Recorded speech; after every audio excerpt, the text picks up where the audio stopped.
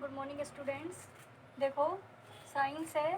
Science में मैंने कल आपको जो है दैनिक जीवन में जो काम में आने वाले जो कुछ केमिकल्स थे उसके बारे में बता दिया था। आज का टॉपिक है साबुन तथा अपमार्जक। साबुन तथा अपमार्जक आज का टॉपिक है। साबुन तथा अपमार्जक है। देखो, साबुन अगर अपमार्जक की अगर अपन बात करते हैं तो साबुन क्या होती है। साबुन जो है उच्च वसीय अम्लों के उच्च वसीय अम्लों के सोडियम या पोटेशियम लवण। उच्च वसीय अम्लों के सोडियम या पोटेशियम लवण क्या कहलाते हैं? साबुन। उच्च वसीय अम्लों के सोडियम या पोटेशियम लवण क्या कहलाते हैं? साबुन। अब देखो, साबुन कैसे बनाएंगे? उच्च वसीय अम्लों के जो सोडियम और पोटेशियम लवण उन्हें अपन क्या कहेंगे? साबुन कहेंगे। अब साबुन बनाने की विधि में मैं आपको बताऊं। देखो, CH2 CH CH2 COOR ये उच्च वसीय अम्ल है। इसकी क्रिया अपन कराएंगे क्षार के साथ में NaOH। मैं आपको खोल के बता रही हूँ NaOH।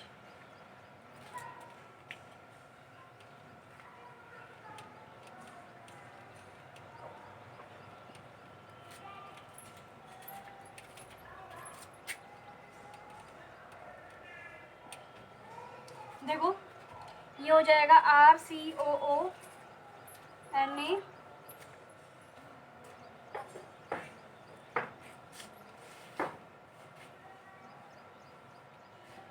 तो ये 3 हो गए, तो 3RCOONa प्लस क्या आ जाएगा? CH2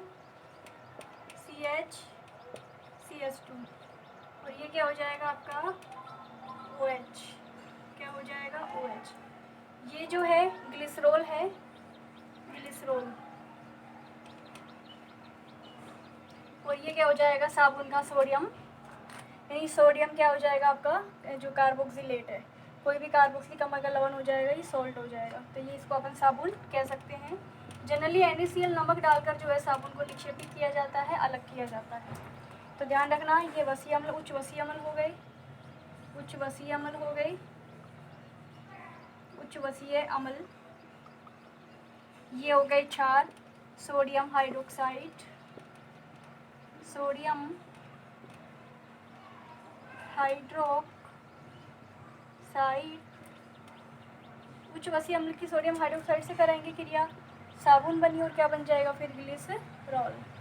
आगे देखो,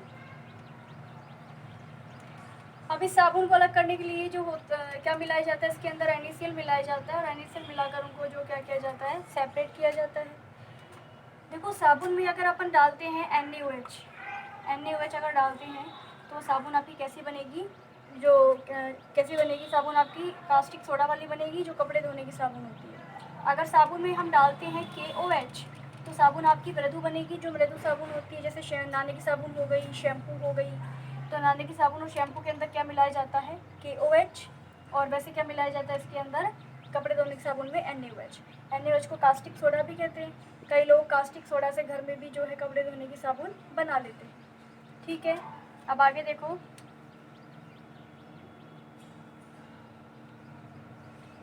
नेक्स्ट जो है वो है अपमार्जक।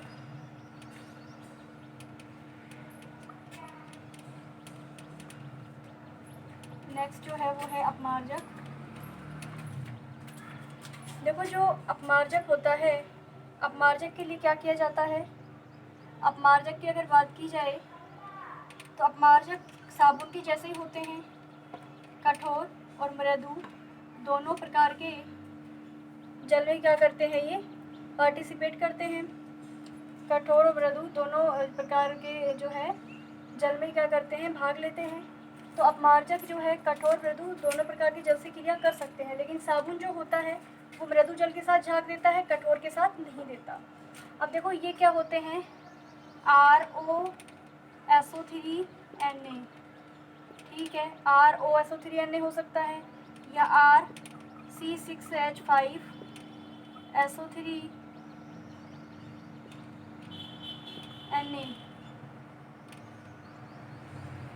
ये क्या हो जाएगा, एल्किल सोडियम सल्फोनेट और एल्किल बेंजीन जो है सल्फोनेट। ये एल्किल सोडियम सल्फोनेट है, ये एल्किल बेंजीन क्या हो जाएगा, सल्फोनेट है। तो ROSO3Na और ये RC6H5 जो है SO3Na। ये जो होते हैं अपमार्जक होते हैं, तो ध्यान रखना अपमार्जक कठोर मृदु दोनों के साथ झाग दे सकते हैं, जबकि साबुन सिर्फ मृदु जल के साथ में। कठोर जल के साथ झाग नहीं देगा, क्योंकि कठोर जल के अंदर मैग्नीशियम और कैल्शियम के लवण होते हैं। किसके लवण होते हैं, मैग्नीशियम और कैल्शियम। कठोर जल में मैग्नीशियम कैल्शियम के सॉल्ट होते हैं, इसलिए उनके साथ ये रिएक्शन नहीं कर सकता। आगे देखो,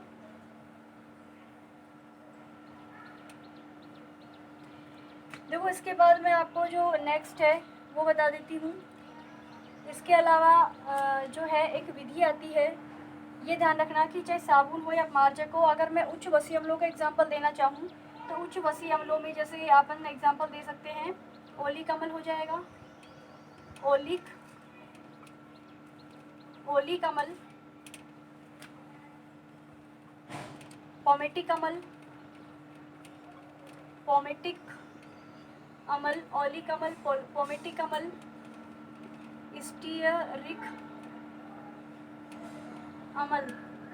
स्टीयरिक अम्ल, ओलिक अम्ल है, पोमेटिक अम्ल है, स्टीयरिक अम्ल है। ये सारे अम्लों के एग्जाम्पल है, उच्च वसीय अम्लों के एग्जाम्पल, जो साबुन और अपमार्जक बनाने में बेसिकली काम आते हैं। ठीक है, अब इसके बाद मैं नेक्स्ट आपको बताती हूँ। देखो नेक्स्ट क्या है, नेक्स्ट है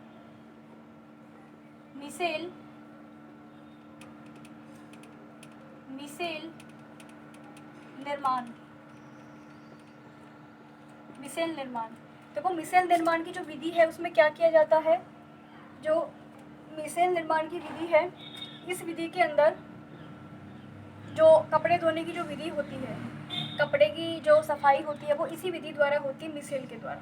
देखो जनरली होता क्या है, ये श्रृंखला होती है हाइड्रोकार्बन श्रृंखला, ये पूरा पार्ट होता है R, ये हो जाएगा COO- Na+, RCOO Na+, जिसमें ये R वाला जो भाग होता है ये तो होती है हाइड्रोकार्बन भाग, इसको बोलते हैं हाइड्रोकार्बन भाग। और ये वाला जो होता है पूंछ वाला भाग होता है पीछे की साइड, पूंछ भाग।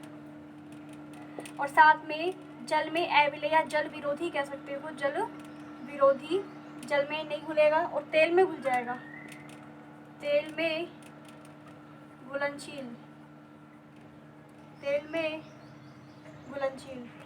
ऐसे जो ये वाला पार्ट होता है, ये वाला भाग जो होता है ये आयनिक भाग है, आयनिक भाग। साथ में ये शीर्ष भाग है, शीर्ष भाग। इसके अलावा ये जल विरोधी है और ये कैसा हो जाएगा, जल, ये तो जल विरोधी भाग है ये वाला भाग, जबकि ये वाला कैसा है, जल में घुलनशील है, तो ये कैसा हो जाएगा, जल में घुलनशील। ठीक है, और साथ में ये तेल में अघुलनशील है, सॉरी तेल में घुलनशील है, तो ये तेल में अघुलनशील।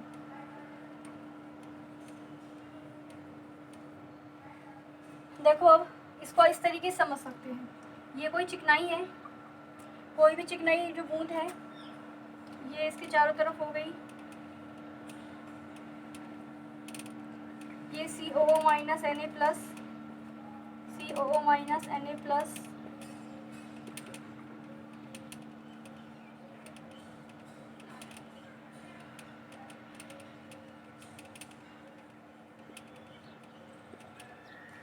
ठीक है।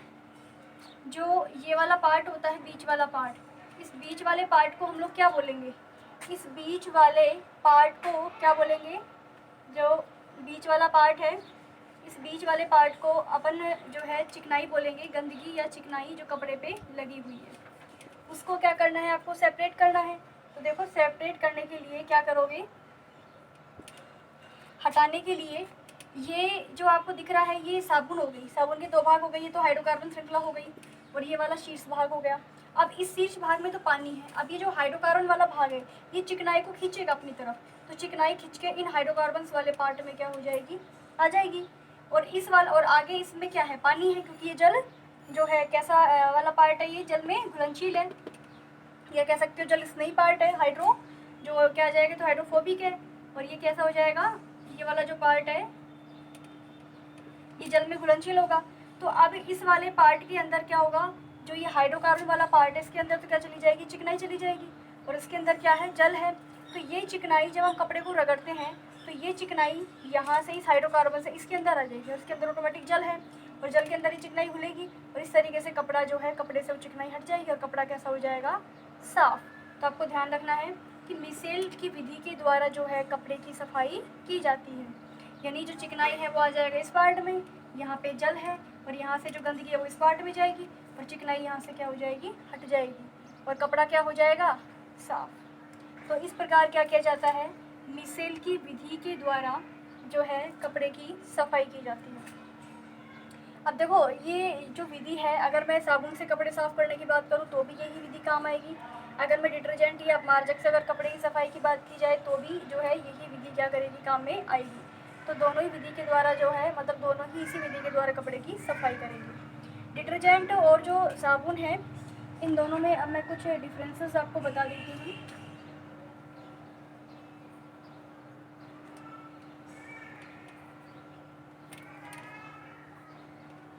देखो क्या है,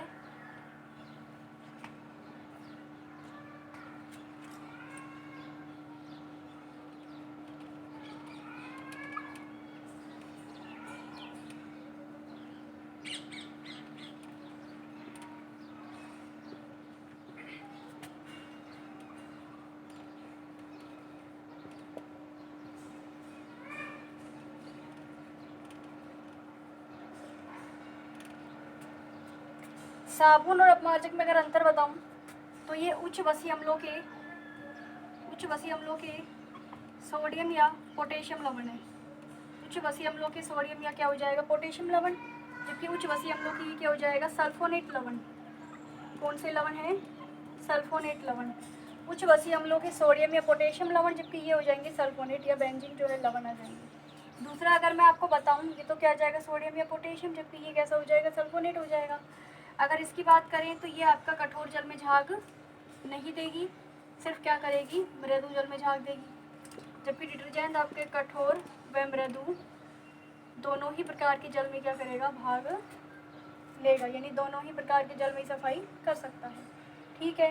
दूसरा ये है कि जो डिटर्जेंट, ये साबुन जो होती है ये जैसे डिजनरेट हो जाती है, जैसे पानी के साथ जाती है नाली वगैरह में, तो ये अपघटित हो जाती है, लेकिन अगर हम इसकी बात करें तो ये अगर लंबी श्रृंखला के हैं तो लंबी श्रृंखला वाले